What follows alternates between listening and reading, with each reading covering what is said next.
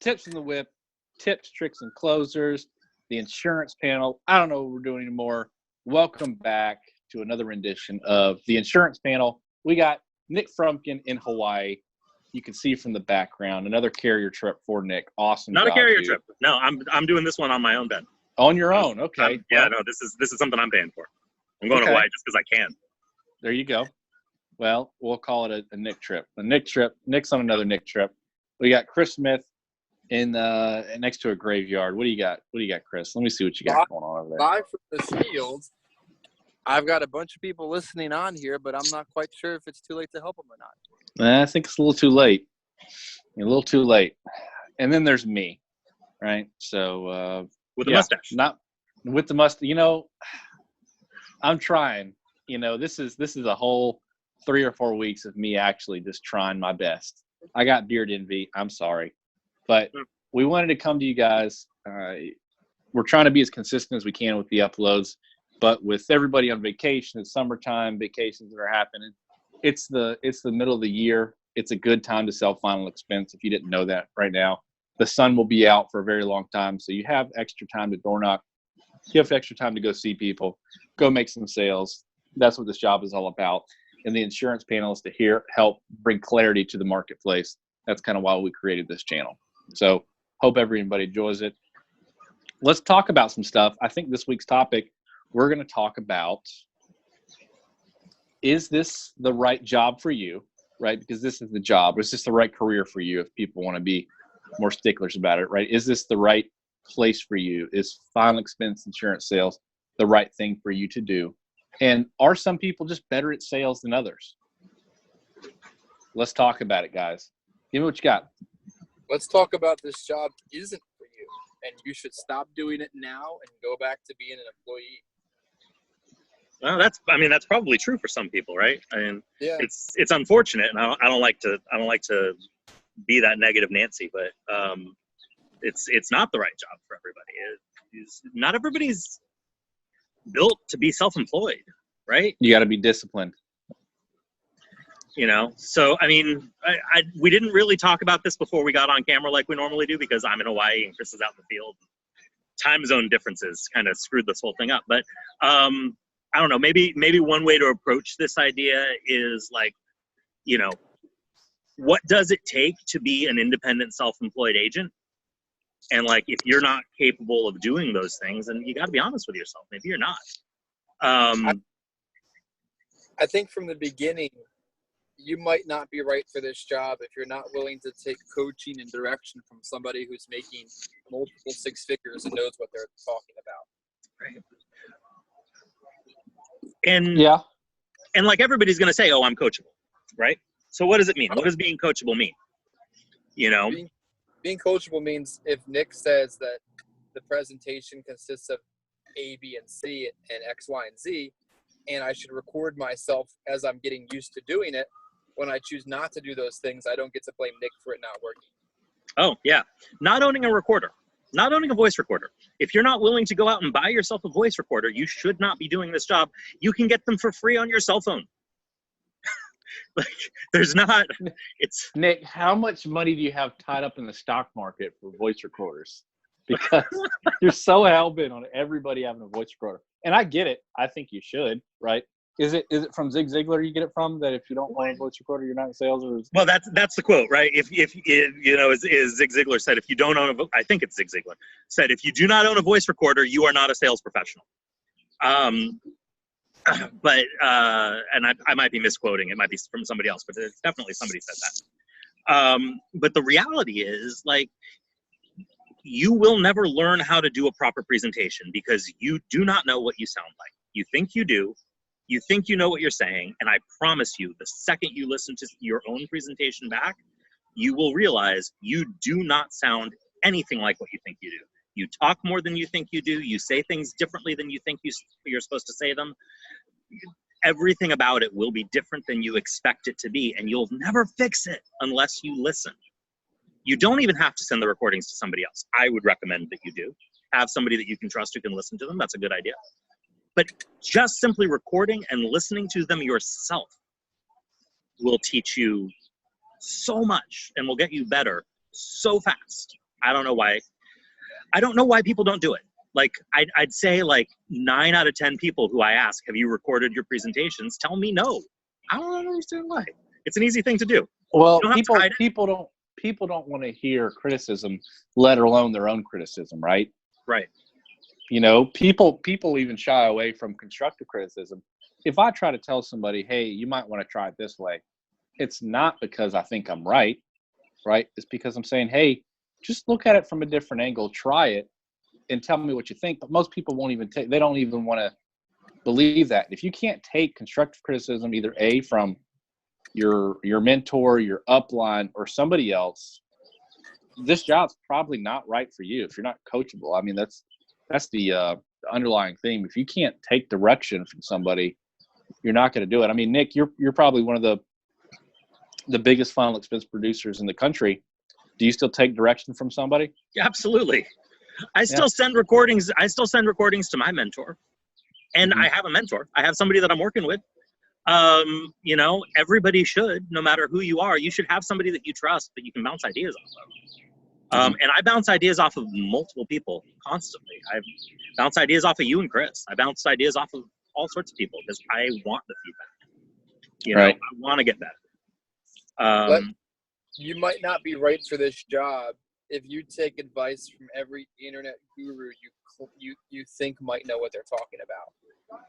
Yeah. I heard one yesterday, and it literally burned my ears because I'm like, that's absolutely and completely the worst thing you could have said. And what was the advice?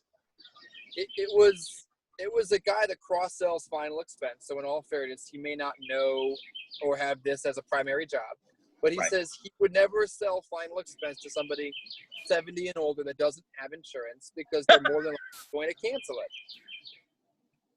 Maybe replacements are good to do, and I get his thought process, but it's bad advice. It's terrible advice. If you don't know that it's bad advice, you're going to think it's good advice, and you're going to do it. It's the worst advice you could possibly give. Yeah. But you're talking people out of the ability to write business. Why would you do that? That's terrible advice. But here's the problem, guys. The internet's a thing. We can't really stop everybody from getting on Facebook. But like, how do you know if you're an everyday agent, you're looking for help, you just started in this business, you're 3 months in, you're having a little bit of trouble, you go on Facebook, and the person that just so happens says this one thing, how do you know if they're legit or not? How do you sift through that? You need to be trusting the person that contracted you and brought you into the business and doing what the crap they told you, not listening to 1,000 different things on the internet. And if you don't trust that person, find somebody else. And if what they're saying kind of falls in line with what we're saying and you're reading, then that's a consistent message. Right. But not everything you read is true. And if you don't know it's not true, you don't know if you're getting good advice or not. Every time I read somebody who gives advice that I've never heard from before, the first question I always ask, and if you see me on Facebook, you'll see me ask this question a lot. How much final expense do you personally write every year? Mm-hmm. And it's telling, because usually the person's response is, not that much. I wrote over $300,000 last year. I've written over $1 million in my career. I've written a lot of final expense. Mm-hmm. If you're taking advice from somebody whose answer to the question of how much final expense have you sold is, not that much, they're not the right person for you. You have an upline for a reason. You're working with an agency or an IMO for a reason. If they're not giving you the training you need, find somebody else. No hard feelings for anybody around. If you feel strongly like you need to turn to Facebook and random strangers for your advice, that is an indication that something is wrong. If you have to ask a Facebook group an underwriting question, like where can I place this morbidly obese person? Who are you giving your override to? What in the heck? And it may not be your upline's fault. You need to it could actually be your fault that you're not going to them first. Take a look at yourself. Like, are you really setting yourself up for success? Are you using the best resources available? Yeah. This job might not be for you if you can't commit and stick to a weekly schedule. Yeah. If it's because Monday and you've written 4K and you check out for the week, even though you plan to work the rest of the week, you got a problem. Yeah, don't listen to me. I do that. Well, that's a bad habit. Do as I you say, can not as I do. afford to that. Yeah. You can afford to do that. Yeah. If you don't have 20 grand that you don't need, you don't get to improvise. It's true. You should be doing the same thing every day, or at least every week. My schedule, every day of the week, I have a little bit of a different thing that I do, but every week of the year where I'm working, and I'm not in Hawaii, every week of the year is the same. You know, Monday, I know I am seeing people from 10 in the morning until 7 o'clock at night every Monday. I don't do anything else Mondays. Every Tuesday, I'm doing paperwork and making phone calls until about 11 o'clock in the morning. Every Tuesday. I don't do anything else in that block of time. You know, every Wednesday, I'm running another 6 appointments. Every Wednesday. Always. You know, and so on and so forth. Like, you've got to have a schedule. You've got to know what you're doing. You need a routine. Well, let's talk about money, because if you're not decent at managing money, or if you're not good at managing money, you probably shouldn't be in this business, right? Because there's a lot of cash flow in this business. You have to be able to set aside money for things that could happen. You got to set aside money for leads. You got to set aside, you know, people think, okay, I just got paid $2,000-$3,000. That's enough to pay my bills. But yeah, but you've got to have leads. You know, I just had 2 tires got out of my car. It was $250 for 2 brand new tires and blah, blah, blah, blah, blah, right? But I didn't sweat it because the money was there. The money was set aside for when that happens, because I know it's going to happen. I've started to learn how to manage my money better. I used to not be that good at it, but you've got to learn how to manage that money. Where does bad money management come from? Like, people work a cyclical, like they're going to work their ass off because they've got no money. They've got money. They stop working. Now they need to work again because they have. It's like, I was never really good at budgeting my money, but I was also really good at not spending a lot of money. Yeah. Or once I started making money, I didn't instantly scale up my lifestyle to the point of unaffordability. Right. And every time I took on another bill that cost more on a monthly basis, I might have adjusted my weekly goals. So when I started in this business, writing 4,200 was perfectly fine. But when I bought a new house and I have another car and I've got more weekly responsibilities, now I need to be writing 5,000 or 6,000 because that attributes itself to its bills. So I don't get how people just blow the money they get. Yeah, I just got an email from AmAm that I'm getting $2,000 today. But that doesn't change my plans for the rest of the day or tomorrow. I've already committed to what I'm doing this week on Sunday. Exactly. April 15th just came and went, right? I know, again, the benefit of having been raised in this business is I know a lot of agents who started in the business when I was a kid, who went out of the business, not necessarily final expense agents, but independent insurance agents in general, who went out of this business because they could not manage their taxes. They were not consistently setting aside money from every deposit that they got so that they could pay taxes estimated quarterly, or pay themselves a payroll and pay payroll taxes regularly. And they ended up racking up such a huge tax burden that they ended up driving themselves out of the business, because they're not managing their tax money right. I see people on Facebook all the time who talk about how they are doing their own taxes. You are at such a high risk of audit in this business. Don't do your own taxes. Like, hire an accountant. It's not that expensive. Protect yourself. If you're not willing to do that, then that's another one of those, like, it is a business. That's not just a line that agencies and MOs feed people to get them to work harder and be better employees.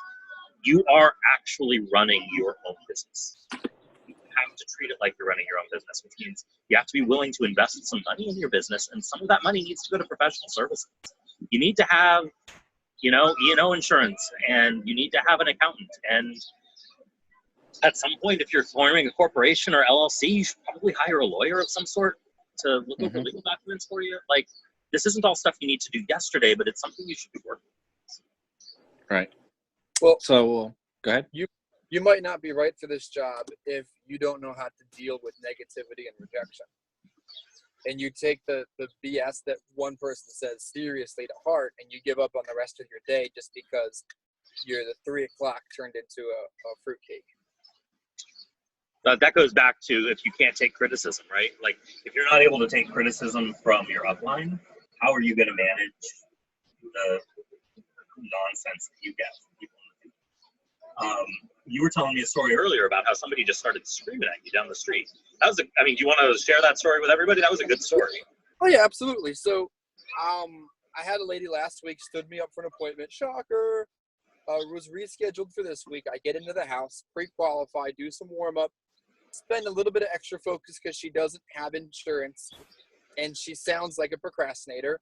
And I was going to get the sale. Like, I knew she needed it. I knew she could buy it. We're not going to put up with some excuses. We go all the way through it. We pick an option, 3-option close, and she picks it. And she's like, what? All I need you to do is go grab your bank information from ABC Bank as I get your brochure together, and I'll be out of your hair in a few minutes. And I look down, head down, go to fill out my information.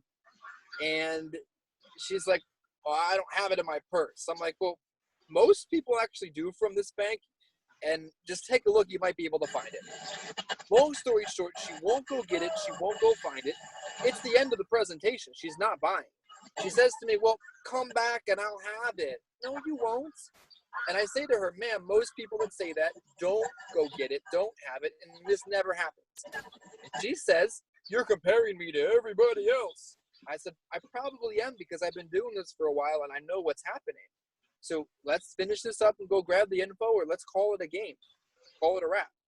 So she literally stands up, starts pointing and screaming, you're just mad because you're not getting the sale. You're mad because of X, Y, and Z. And I'm like, I don't care.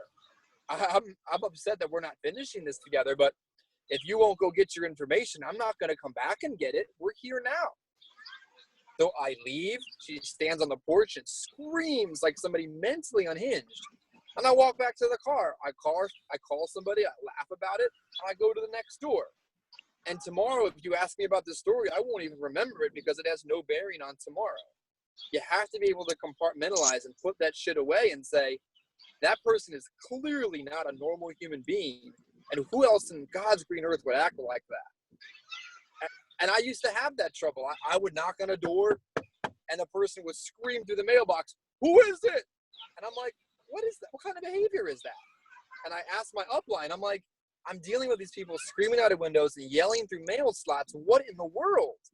And he said, if I knocked on your door, would you scream through the mail slot at me? No. He said, then that's not normal human behavior. Don't get upset at it. And stop telling me about it. Go knock on another door. Yeah. So, but you took direction. But what the thing is you've built that callus over time where it stopped. I understand that early on when you get that kind of negativity, it wears on you. I mean, when I first started the business, when you have a good couple days and then you get that one really bad one that you just kind of wanted to go through and it just goes awful, it kind of beats you down a little bit, right? But over time, you've learned how to build up that callus where it doesn't even hurt anymore. Like, what is going on? I don't even, like I said, I've had so many people that yelled at me yesterday that I forgot about until you said something now, right? I didn't forgot about what happened at the last house or the person I just sat with, by the way. Completely forgot about it until you said something because I'm focused on what's in front of me right now. So you've got to be able to only look forward and not really look back. I mean, when you say look back, record yourself and listen back at a different time, but don't let the negative things get in your mind and clout what the good things are in this business, because the business is fantastic. It's not sunshine and rainbows, right? No one's ever going to tell you. Hopefully no one tells you that, because it's not. But you can build yourself up to make it a really great business for yourself. Go ahead. It's not personal. They don't know you. They don't know you. That's an old Dave Duford video. They're not rejecting you as a person. It's just they're crazy. Yeah. Okay. Well, let's we don't have too much longer. I know Nick's about to go sightseeing and go surfing and stuff like that. Nick, he said he's gonna have videos of him surfing, so everybody be ready for that. Let's move forward on what was the next question for the topic? Are some people better at sales? I don't. Naturally, yeah, there's talent, right? Like in everything, there's talent. Like some people are just talented. I think one of the big talents that helps you is if you have the ability to read people. I think that's a very difficult thing to teach. The ability to read body language, the ability to read intention, the ability to know if somebody's feeding you a line of bull. But at the same time, it is a skill. You can get better at it. It's a difficult skill to teach. It's something I think you probably have to teach yourself. But I do think it's learnable. But it has to be something where, again, you have the intention of going back and listening to recordings and trying to learn this important skill. Some people are naturally more trustworthy and persuasive. Well, yeah, and I'm getting to that, Chris. Because some people are more naturally persuasive, right? You can close better and more easily for some people than with others. But I will tell you, one of the best salesmen that I know, a guy named Joe Bash, will tell you he is not a salesman. He's not good at sales.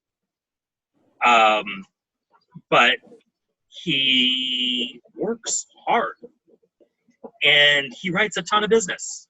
And his goal is to outwork his limitations. Now, I think he's better at this than he gives himself credit for, and he's been doing this a long time. He probably is better at this now than he was when he started, but this was not something that came naturally to him, according to him. And he's great at this job because he's willing to buckle down and work really hard. If you work hard, if you see enough people, you will succeed. Talent is the divider between how hard you have to work. And talent is just a starting point. Nobody gets there on talent alone. Everybody has to build skills. Everybody has to build skills. Even the talented people have to build skills. Because it's really easy to do little things wrong and not realize it. Right. Chris? Work ethic trumps talent any day. Yeah. I used to say, I said to my wife when I was brand new to this, in reference to my mentor, upline, whatever, I know he's always going to be better than me at this, but I can always outwork him. And he would like to say on conference calls on a weekly basis, Mike Trout's better than everybody else in baseball, but if you give the worst baseball player twice as many at-bats, he'll always beat Mike Trout. So you need to work until you develop the talent. You can't give up on this early, but some people might be naturally talented, but I believe you can be the worst agent ever, but if you go out and see 5 people a day, you're going to stumble into 2 apps. I mean, if you're an independent agent with competitive carriers and some common sense, and you follow what you're taught to do with a presentation, you're going to find a replacement and you're going to find a laydown. If you are looking to write business. And that's the other thing, and this has nothing to do with talent, but I find a lot of people that I hear tell stories who have straight up tell stories about, I had this hard day, and they have straight up told a story about how they talked themselves out of writing business. They'll tell a story about how, I went to this woman's house and, she wanted to get more insurance. When I asked her why she sent in the card, she said, well, I don't feel like I have enough insurance. And she already had an insurance policy and I couldn't beat it. So I just said, ma'am, you're in the best position possible. And I went home. I hear that like a lot. You got to, or, oh, ma'am, you've got COPD. There's just nothing I can do for you. Oh, ma'am, you've got multiple sclerosis. Too bad. I'm sorry. You've got insulin-dependent diabetes. I don't think anybody takes that, but GI. I hear these stories a lot. This is not stuff I'm making up. Those are all real examples of things people have told me. It's frustrating. You know, I've seen some really, really what I consider some of the most talented salespeople that people just want to be around. It's like a genuine person. They just want to be around that person and just talk to them. They're easy to talk to. People invite them in the house. It's like I took this brand new person out, right? And he walks up to the door. We haven't even talked to the lead, and they said, "Come on in," right? But I was in the car, and once they saw me, they went, "Hang on, what's this about?"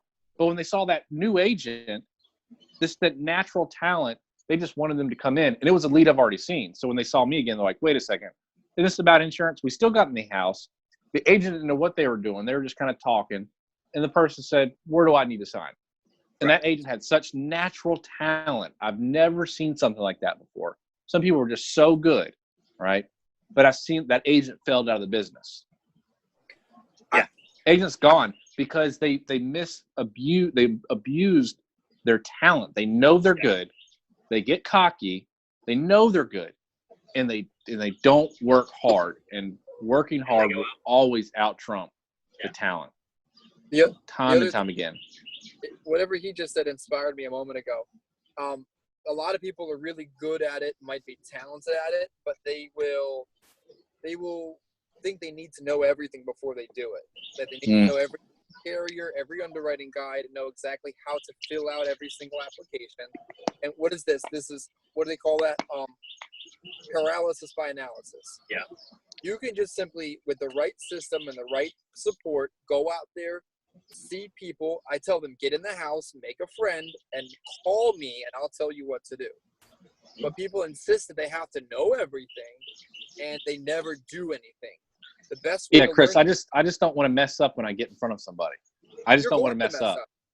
But I don't want to. I gotta know everything. I gotta know exactly. I gotta make sure. Do I check here for draft upon approval? What does that mean? Then you should do a different job. Sorry, Matt. I'm really sorry. This business is not for you. Some people will be permanently. I had a guy, and I told him every time, "You were better than me at this job." But he created a spreadsheet that broke down so much information, and it was color coded. And I'm like, stop looking at all that stuff. Go see people. Literally, just go talk to people about insurance, and it'll work itself out. Simplify. Keep it so simple. This job doesn't have to be complicated. I had a guy that was, just to go back to the spreadsheet guy.